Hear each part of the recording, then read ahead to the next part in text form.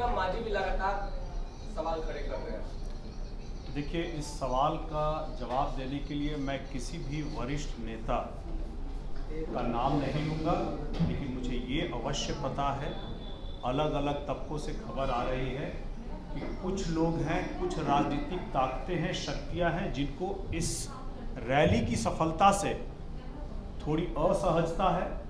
इस रैली की सफलता से उन लोगों को इस बात की आशंका है कि चिराग पासवान जी, जो पूरे बिहार को साथ में लेकर के चलना चाहते हैं, उनसे आगे निकल रहे हैं। हमारी पार्टी, हमारे नेता अपने एजेंडा पर, गठबंधन के एजेंडे पर आगे बढ़ रहे हैं और उसको लेकर के हम लोग आगे भी अपनी पार्टी के कार्यक्रमों के हिसाब से बिहार के लोगों के समृद्धि और विकास के लिए बात करते रहेंगे। ऐसे जो भी लोग ऐसी आशंका रखते हैं, वो लोग आने वाले चुनावों में भी अपनी कुछ सीटों पर अपनी दावेदारी देखते हैं। तो क्या मेरा सीधा प्रश्न उनसे ये होगा कि क्या आपकी चुनाव की तैयारी गठबंधन में रहते हुए आप गठबंधन के धर्म को पालन नहीं करेंगे?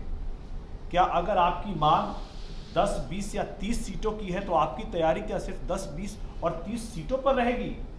आप खुद को गठबंधन के बड़े नेता कहते हैं और आपकी तैयारी तो पूरे के पूरे 243 सीटों पर होनी चाहिए। जैसे प्रधानमंत्री नरेंद्र मोदी जी ने चुनाव के वक्त कहा था कि मेरी तैयारी, और नरेंद्र मोदी जी पूरे के पूरे 543 सीटों पर चुनाव लड़ेंगे। उसी तरह से मेरा नेता ने भी कहा है, चिराग पासवान जी ने कहा है कि मेरी तैयारी और मैं चुनाव पूरे 243 सीटों पर लड़ूंगा।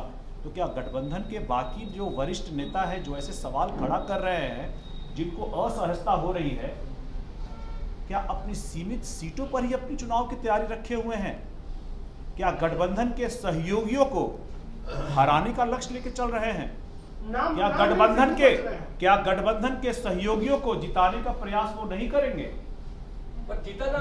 मुझे लगता है आप पत्रकार लोग इतने जीनियस हैं, विद्वत लोग हैं।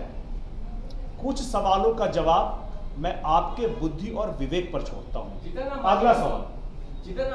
राम मांझी ने भी स्पष्ट कहा है कि आप सीट बढ़ाकर मांगने के लिए इस तरह का कार्य कर रहे हैं, भीड़ बुला रहे हैं और एक ही गाड़ियों को 3 बार करके शूट करवा रहे हैं। देखिए, किसी भी दल के मंत्री, विधायक और नेता क्या कहते हैं, उससे बहुत फर्क नहीं पड़ता। उस पार्टी का राष्ट्रीय अध्यक्ष क्या कहते हैं, ये पत्थर की लकीर मानी जाएगी। और उस पार्टी के राष्ट्रीय अध्यक्ष संतोष कुमार सुमन जी का जो बयान कल भी आया है कि हम लोग गठबंधन के मजबूत, हम पांचों के पांचों दल एनडीए गठबंधन के मजबूत सहयोगी हैं और सभी का लक्ष्य गठबंधन में अपने खुद के दल के जो नेता होंगे, जो चुनाव लड़ेंगे और गठबंधन के सहयोगियों को जिताने का प्रयास करेंगे, उनकी लाइन को हम पत्थर की लकीर मानते हैं।